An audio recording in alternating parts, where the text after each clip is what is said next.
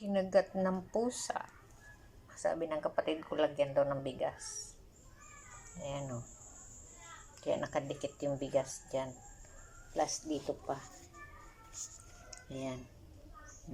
Nakadikit yung bigas o. Malaki yan eh. Naglalaba ako eh. Nasagi siguro ng damit.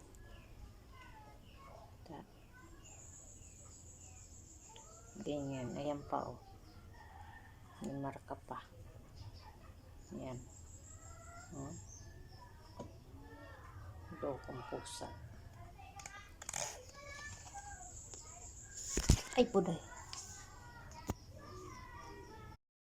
Ayan, lababad time. Nakagat ng pusa.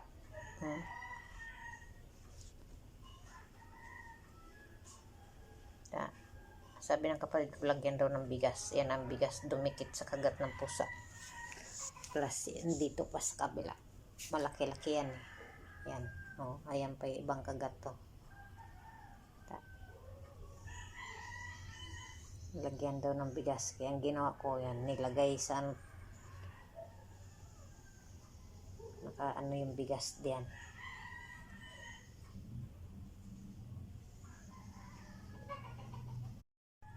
Buksan natin kung ano ng paglagay ng bigas. Kung ayun, tumikop na siya oh. Lumiit na lang. Kanina ang laki-laki yan, basa. Ayan oh. Ayan. Nasagi siguro ng damit.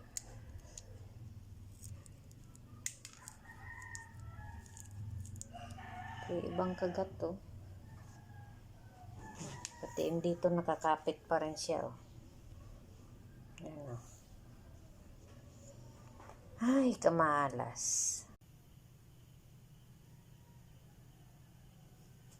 Madilim.